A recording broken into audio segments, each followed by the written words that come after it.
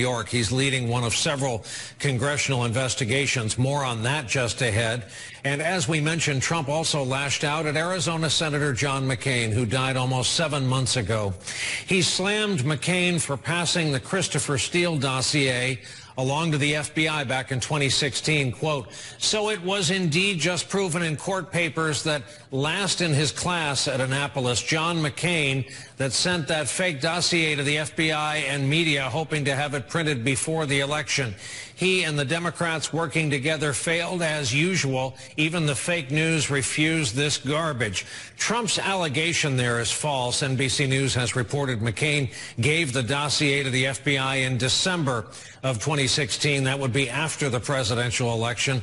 Further, there's no evidence he ever gave the dossier to the media. And for the record, John McCain was not last in his class at the U.S. Naval Academy. The late senator's daughter, Meghan, responded to Trump earlier today on The View. He spends his weekend obsessing over great men because he knows it, and I know it, and all of you know it. He will never be a great man. No. Yeah. No. And so my father was his kryptonite in life. Yeah. He's his kryptonite in death.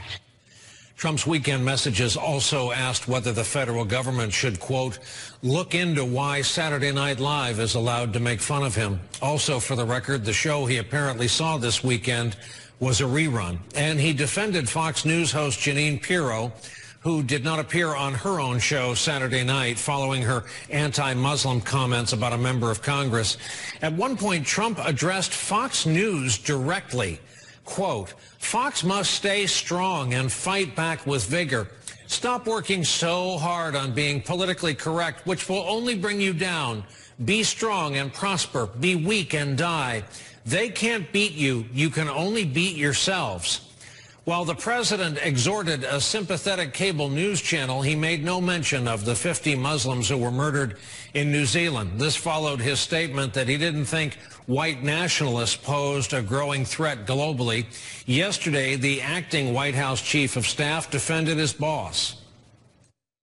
You've seen the president stand up for religious liberties, individual liberties. The president is not a white supremacist. I'm not sure how many times we have to say that. This morning, Trump posted this, quote, "The fake news media is working overtime to blame me for the horrible attack in New Zealand. They will have to work very hard to prove that one. So ridiculous." But then a lot of people took note when Bill Kristol, one of our next guests, a veteran of Republican politics, said this, quote, "To Republicans who've been inclined to acquiesce in a Trump renomination in 2020, read his tweets this morning. Think seriously about his mental condition and psychological state. Then tell me you're fine with him as president of the United States for an additional 4 years." That Sunday posting prompted this response from D.C. lawyer George Conway, who happens to be husband of Kellyanne Conway, quote, "Agree with this, but would add that all Americans should be thinking seriously now about Trump's mental condition and psychological state, including and especially the media, Congress, and the vice president and cabinet." Conway followed with a series of posts today that included images from the American Psychiatric Association's Diagnostic and Statistical Manual of Mental Disorders. He included a diagnostic checklist for narcissistic personality disorder and antisocial personality disorder. This morning, his wife Kellyanne was asked about her husband's continued critiques of Trump. Kellyanne, your husband has been tweeting his concerns about the president's mental fitness for office. Are those concerns that you share, or how do you deal with them? No, I don't share those concerns. Let's bring in our leadoff panel on a Monday night. Sam Stein, politics editor for the Daily Beast. Nancy Cook, White House reporter for Politico. And the aforementioned Bill Kristol, a veteran of the Reagan and Bush administrations, these days editor-at-large of The Bulwark. And Bill, anyone with the ability to do anything about it come forward to you and agree with you? Anyone willing to say so publicly? I mean, a couple of Republicans I've known a long time who have so far been more accommodating of Trump or sort of thought, well, what's the point of even trying to mount a challenge? emailed and said, gee, maybe you're right, but these are people who might support a challenger. They're not the challengers themselves. I think the great virtue of what you just did, Brian, and showing a lot of the tweets is the content of the tweets is what's important. I mean, some of the coverage has been, gee, there are 50 of them, and how could he tweet 50 times? Well, that's not that impossible. And if he tweeted 50 times showing good GDP numbers and the resumes of some of the judges he's appointed, you'd say, okay, he's having a slow weekend and is just promoting his own achievements. But the bitterness, the randomness, the flakiness, the retweeting conspiracy theorists, you know, they were tweets that revealed him in a way very different from sort of someone just saying, I'm going to get a couple of messages out there. And I think that's what I just was reading them. I had no, you know, don't have a very high opinion of President Trump anyway. But even for me, I mean, the degree of sort of mental, I don't know what the right word is, instability or unhappiness or lashing out that the tweet showed was really what struck me. Let me add a word, Bill, that I associate with hymns, and that's exhortation. Our presidents have in the past exhorted us when we have troops in the field, maybe even the U.S. Olympic team on a field of competition overseas. Maybe it's a community hit by natural disaster or another country after losing 50 of its citizens to a massacre. This weekend, though, he was exhorting the staff of Fox News, a cable network that's known to be in line with his thinking. Yeah, I mean, he's unhappy about everything, and that makes you wonder, maybe he knows something is coming that's going to make his life more difficult politically, or maybe this is just the way he is. But it's someone who's an incumbent president who has so far a pretty good economy and can talk about judges and so forth. Whatever his deep personal, you know, psychological situation is, you think he might want to project confidence and calm, as you say, to a country, and comment on, maybe reassure, you know, send best wishes to people who are suffering natural disasters in the center of the country, comment on some of the sports playoffs and then the NCAA getting into the tournament and all that. But there's a degree of disquiet in him that has gotten worse, not better. I mean, this is you know, remember 2 years ago, a little over 2 years ago, people hoped, including people like me who didn't vote for him, yeah, maybe he'll settle down. Maybe he'll grow into the office. Presidents have grown in the past. It's the opposite. You don't see psychological, you don't see maturation or stability there. I think you see the opposite. Sam Stein, the New York Times tells it this way: there was no golf, there were no meetings, there were no activities other than a rare visit to church. So President Trump did what he could do. He tweeted. And Sam, you know, on the Sunday shows, you had his acting chief of staff denying the boss is a white supremacist. Yeah, I don't know what Mick Mulvaney was supposed to say. I can't imagine he'd cop to it. So yeah, I wasn't surprised by that answer. But to add to Bill's point, there was an intense loneliness to what Trump was going through this weekend. I think about it. You're president of the United States. You can do virtually anything. You could have people, scholars, movie stars, academics, renowned lawyers, anyone come over to talk about the issues of the day. You can go virtually anywhere, even play golf at your club. And what he essentially did was he spent the weekend watching Fox News and reacting in real time to the programming, or lack of programming in some cases, that was happening there. And so there is an intense loneliness to this, putting aside all the other elements of it. And the other thing I was struck by is just the reason that he can do this, the reason that he feels fine going on these tangents online. I was struck by the fact that the reason is because he's never been scolded or punished in a way for acting in this way. And in this case, specifically, I'm referencing the attacks on John McCain. Usually there is a punishment for admonishing and ridiculing a war hero who had recently passed. In this case, Trump's done this before. He's attacked McCain both when he was alive, when he was sick, and after he was deceased.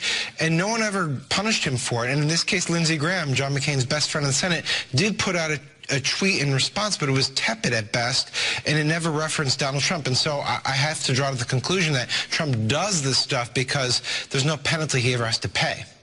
Nancy, how does New Zealand make for a kind of unique, troubling issue for him? Well, he's definitely had a lot of different problems over the past expressing empathy. And in this case, this is a sort of perfect storm for him. It's a situation that requires him to express empathy, but also have to confront the fact that there are white nationalists that are part of his base. And he's had a very hard time in the past distancing himself from that group. We saw that with Charlottesville, where he refused to back down from the idea of saying, you know, there were both sides at fault. And that was a situation that really, you know, caused a lot of political damage for him. So we're seeing the same thing here. He minimized the idea that the shooter was a white nationalist and said that's just a small group, it's not a big deal. And he hasn't really come out yet and given what I think a lot of people, a lot of Americans had hoped, which would be a broader statement. He's basically left the defense of his response to top White House advisors like Kellyanne Conway or his acting chief of staff, Mick Mulvaney, but he hasn't sort of been that president to all Americans or that consoler-in-chief that in times like this a lot of people want to see. Bill, back to Sam's point, any repercussions for the president's behavior or lack of it on New Zealand? I mean, so far, he hasn't been criticized or chastised. I mean, it is striking, though. I don't know. You know, one keeps expecting Republicans in particular to say maybe that's enough. I mean, is there no one close to him who can call him up? Is there, I mean, Jared or Ivanka, his chief of staff, old friends of his from New York or from elsewhere, from business, who can call him up in the middle of this weekend and say, Mr. President, this isn't good. I mean, really, it's not appropriate. There was this huge, you know, tragedy elsewhere in the world and other things going on in the country, and you look a little nuts, and you should just stop it. Any of us would call a friend, I think, who was doing something like this in public, or try to stop him, or figure out who might stop him. One has the impression that might have happened, incidentally, a year and a half ago. I don't think it happens in this White House. For me, the big story is a going forward story, and what I tried to say in that tweet, which is, you know, he is who he is, and a lot of people, probably senators, probably thought, you know, maybe I should defend my former colleague John McCain. This is really kind of disgusting, but what good will it do? I'll get criticized. It won't help, you know, anyone real, so I won't do anything. But they do have a choice. They have a party nominee to nominate in 2020. And it's one thing to say you can't do much about the status quo, about the fact that he's president. It's another thing to just acquiesce in his renomination in a fatalistic way. Oh, there's nothing to be done. I do think this heightens the sense that, gee, for Republicans to do nothing, to simply go along with the renomination of the president, is to go along with a renomination of someone who gets more and more problematic in office, and to suggest that he should be there for four additional years. I really wonder how many people will balk at that. Nancy, let's speak of the small circle that could potentially speak truth to power. Who's around on a weekend? Who's within his reach? Who he trusts? Whose word he would take? Well, I would say throughout the presidency, White House aides have always been freaked out by these kind of weekends where Trump is not traveling to Mar-a-Lago or Bedminster. He's not golfing. He has no public events. This has always terrified them that he will do exactly what he did this weekend, which is watch TV and tweet and respond in real time. I would say that it's a little bit different this time just because increasingly there's just fewer and fewer people around him in the White House who he trusts. I would say he still really likes and trusts White House Press Secretary Sarah Huckabee Sanders, but he doesn't really have much of a relationship with a lot of the other White House aides at this point, apart from Jared and Ivanka.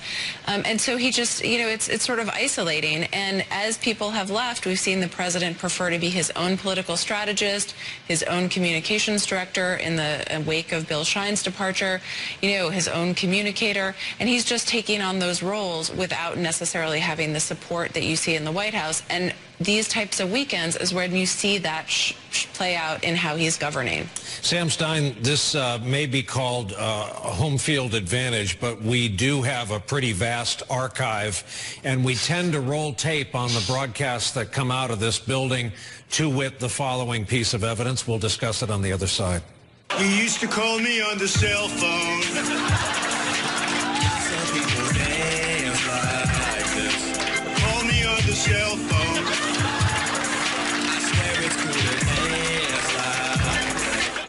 So just to remind everybody, cheap shot, absolutely. That was former guest host of Saturday Night Live, Donald Trump. Here's the tweet this weekend. Apparently he was watching this weekend's repeat. It's truly incredible that shows like Saturday Night Live, not funny, no talent, can spend all their time knocking the same person, me, over and over without so much of a mention of the other side, like an advertisement without consequences. Same with late night shows. Sam, have at it.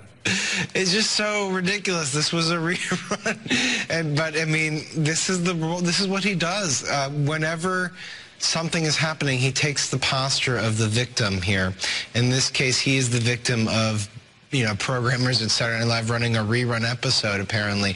But it's, you know, it extends obviously beyond late night television. He's the victim of a political process, even though he's the most powerful politician in Washington, D.C. He's the victim of his own party for the defections that they have on a bill for the emergency declaration, even though he himself was lobbying intensely to get them to not defect. So, you know, this is the posture he likes to take. It's off-putting for a lot of people.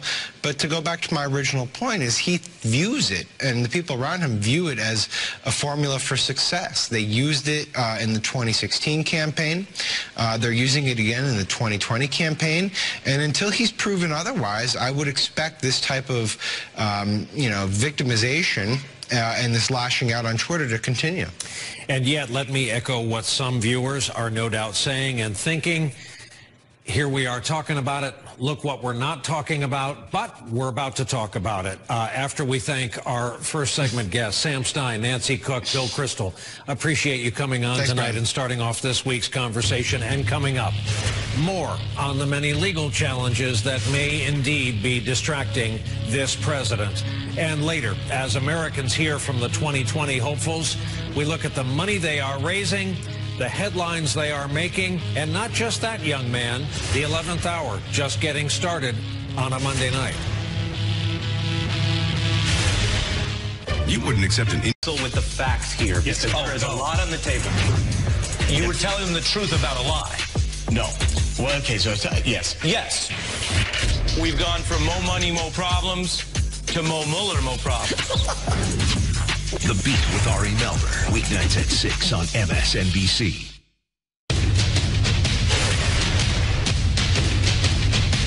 You've been in contact with the Southern District of New York. Is that true? I am in constant contact with the Southern District of New York regarding ongoing investigations. Is there any other wrongdoing or illegal act that you are aware of regarding Donald Trump that we haven't yet discussed today? Yes, and again, those are part of the investigation that's currently being looked at by the Southern District of New York. Tomorrow, we may learn more about the Southern District of New York, the feds in New York investigating Michael Cohen. A federal judge in Manhattan has ordered prosecutors to publicly release redacted copies of warrants and other documents tied to last year's FBI search of Cohen's office and home. There's new reporting tonight from the New York Times concerning Trump's many dealings with Deutsche Bank. That topic, you'll recall, came up during Cohen's congressional testimony last month. To your knowledge, did the president ever provide inflated assets to a bank in order to help him obtain a loan? But you may answer that question. These documents and others were provided to Deutsche Bank on one occasion where I was with them in our attempt to obtain money so that we can put a bid on the Buffalo Bills. Tonight, the New York Times is reporting that when it came to inflating assets, quote, Deutsche Bank executives had reached a similar conclusion. They nonetheless agreed to vouch for Mr. Trump's bid, according to an executive involved. Today was also the deadline for Trump associates and entities to submit documents to the House Judiciary Committee for its investigation. Remember, all those letters went out. While the committee says it has received or expects to receive tens of thousands of documents, the Daily Beast reports Trump's lawyers have refused to send anything. Tonight, in this very studio, committee chairman Jerry Nadler warned that could mean future legal action. We'll see if we can reach accommodations with them, but ultimately people have to respond to us unless the president personally invokes an executive privilege. For more, we welcome two new faces to this broadcast. Jeffrey Kramer, former assistant U.S. attorney for the Northern District of Illinois, former Manhattan assistant DA, now with the Berkeley Research Group, and Tessa Berenson, White House correspondent for Time Magazine. Welcome to you both. Tessa, an interesting interview tonight with Nadler. He talked about the volume they are receiving, including a couple of thousand documents from Steve Bannon. What is that a lesson of, do you think? Well, look, I mean, yes, they've received the tens of thousands of documents, as he said, but you also mentioned that apparently Trump's lawyers are being difficult on this. And so what I think it shows really is that the White House can make this hard for Congress by exerting executive privilege or simply refusing to turn over documents, forcing them to issue a subpoena, and then subpoenas are difficult to enforce. So if Trump's lawyers don't want to turn over the documents to Congress, they can really draw this out and make it very hard for Nadler to get his hands on the documents that he wants in his investigation. Jeff, if we already know from Cohen the kind of thing the feds took, what's the value in tomorrow? What might be gained if we look at these documents that speak to what the feds went in looking for? I think it helps in two ways, really. One, Liz just said what they were looking for. That's going to be really a glimpse that the public usually doesn't get into these kind of documents. The first thing they're going to get, which I think is probably going to be a little more illustrative, is what did the feds have when they went to the judge with the warrant? There has to be a certain level of evidence. And people, it's hard for them to dismiss this once they look at what they had. Now, it'll be redacted, obviously, but it's going to give us a good sense at the level of evidence they had to go into that room. It's not a high burden, but there has to be something given to the judge to go into the president's lawyers' offices and homes. So I think we're going to get certainly an interesting look at what it was at that time. Tessa, it's become vogue to say that the biggest legal jeopardy this president might face is indeed what we've started calling the Department of Justice New York Bureau, because the Southern District of New York, for those who do not watch Billions, can be a clunky and misleading title. So having established that, what is your reporting on the status of the Southern District of New York, the Justice Department New York Bureau? Well, my reporting suggests what you just said, that everything the Southern District is looking into, which ranges from Trump's foundation to his finances to his business, potentially poses even more legal jeopardy for him than Mueller's probe. And I was speaking a couple days ago with Preet Bharara, who, of course, used to be the U.S. attorney for SDNY, and he said he agrees, and he thinks the work the Southern District is doing is more dangerous for Trump because the Southern District doesn't have the same circumscribed mandate that Mueller does. Mueller was tasked with looking at links and/or coordination between Russia and the Trump campaign and maybe obstruction of justice. But the Southern District can look at anything it wants. And because of that, Trump could be facing a lot of legal problems, legal questions whenever he leaves office. And Jeff, because you've been both a Fed and a former employee of the Manhattan DA, help us sort out the notion that the Manhattan DA, if they pursue charges against one Paul Manafort, does that make Manafort kind of pardon-proof? What could go wrong there? I don't know if it makes him pardon-proof, but it does create an interesting argument. There's a federal system and then the state system. And there's several very good, obviously, federal U.S. attorney's offices. New York has a couple, certainly here in Chicago, Los Angeles. The bigger offices can bring large cases. You'd have to include the Manhattan DA in this. My former boss, Robert Morgenthau, brought a lot of very sophisticated cases. And we see Cy Vance, the current DA, doing the same kind of thing. So they can bring cases that may be tangentially related to the federal charges, but there is also a double jeopardy law in New York. So you can't get prosecuted for a case in New York if you are just prosecuted for that in the federal system. It hasn't really been tested too much, so we may see that tested, but there is one exception, which is taxes. If you don't pay your federal taxes, that can be charged federally, but the New York system can then come after you for not paying New York taxes. So that could be a little wrinkle in the double jeopardy argument for Manafort. By way of welcoming you both to our fine broadcast, we'd also very much like to have you both back on a future broadcast, and that is thanks to Jeffrey Kramer and Tessa Berenson. Greatly appreciated. Thank you. Thank you. And coming up, the potential Trump contender fired up ready to go, as someone once said, and almost stepping on his own campaign announcement, provided there is to be one. That and more when we continue.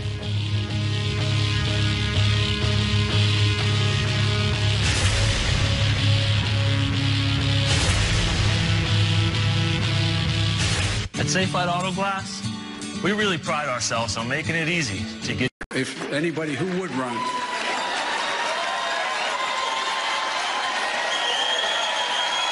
I didn't mean.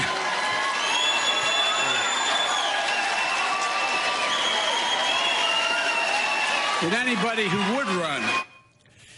That was a moment for Trump's handling, and we quote, Joe Biden got tongue-tied over the weekend when he was unable to properly deliver a very simple line about his decision to run for president.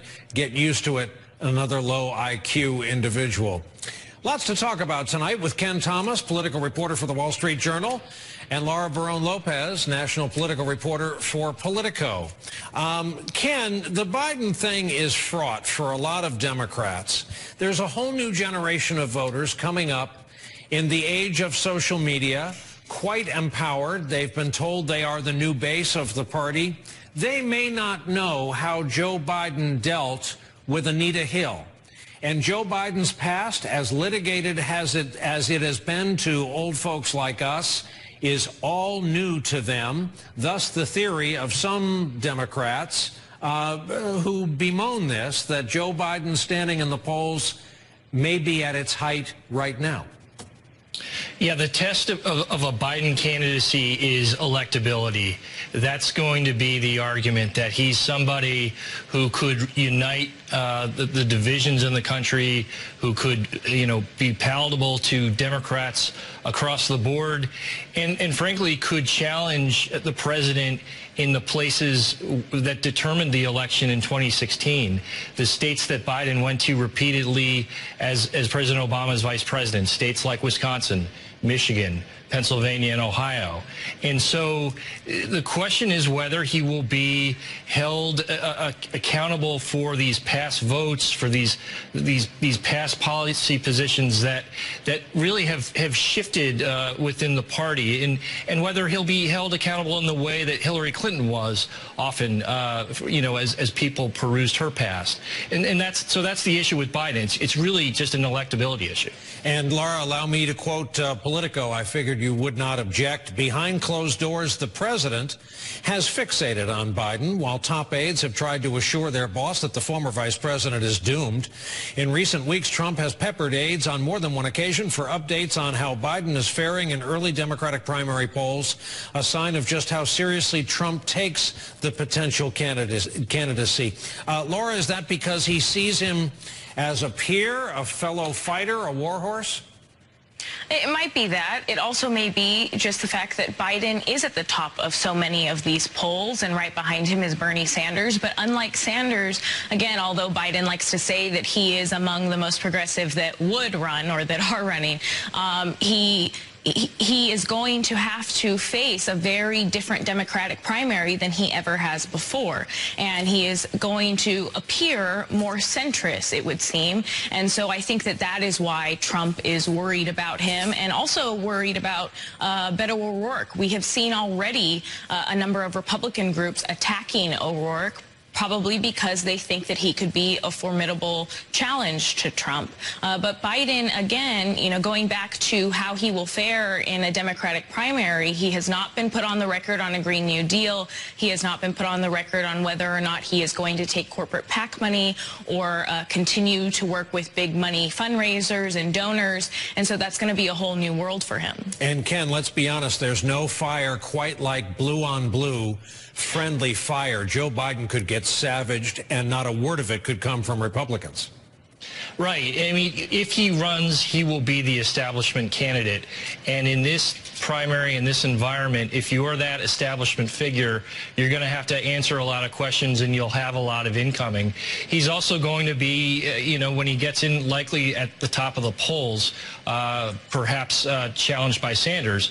But it's a very difficult tight rope that he's going to have to walk at the start of the primary. Both of our guests have agreed to stay with us. We just have to sneak in a commercial break, and after that, we're going to come back and talk about some other 2020 news, including what Cory Booker says he wants before he'll allow any talk of impeachment.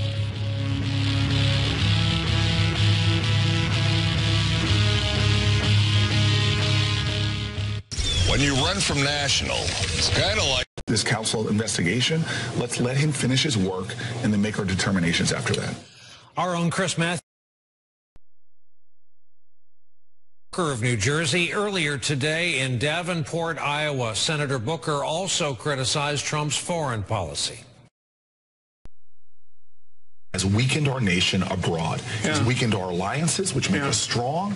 The way he cozies up to dictators. He won't even admit that America has been attacked by the Russians, and they are still coming at us. A president's job is to be the commander-in-chief, and he is not making America stronger. He's making America weaker.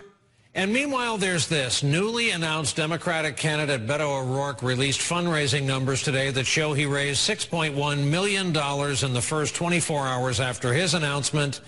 And while the campaign didn't disclose the number of donors or the average dollar amount per donor, he narrowly beat out Senator Bernie Sanders, who raised $5.9 million. Back with us are Ken and Laura. Laura, I've got to say, I was watching CNN tonight, and the South Carolina Democrat Bakari Sellers said some version of, imagine how much Beto would have raised if he'd had an idea. So that gives you an idea of how some, again, blue on blue, are going to come after this guy with the peripatetic schedule and the hand gestures. No, that's right. One of the biggest criticisms of O'Rourke right now is the fact that they feel as though he's being too vague on specific policy issues. That being said, O'Rourke does stand out in certain areas when it comes to immigration. He's known for being an open border supporter, for not supporting any barrier along the border. He also recently started saying that he is open to court packing the Supreme Court, which is a big idea on the left. So as this progresses, like you said, we are going to see people attack him, pushing him, trying to get him to make specific markers on where he is on these policy issues. By contrast, you know, we saw Senator Kirsten Gillibrand and Senator Elizabeth Warren tonight in back-to-back town halls, and they were very specific in the policies that they are going to be laying out for their agenda in this primary. Ken, we should establish a couple things here. Number one, you can eat really well campaigning across Iowa. It's one of my favorite places to cover news. But number two, Beto O'Rourke has changed the tempo of this campaign already.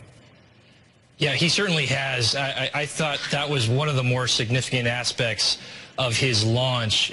Beyond the money, he's going to, looks like he'll do, 6 to 8 stops a day. And so if you're a Kirsten Gillibrand or Elizabeth Warren and you may only do 2 or 3 stops, that may not cut it anymore. He also has been able to just garner a lot of free media.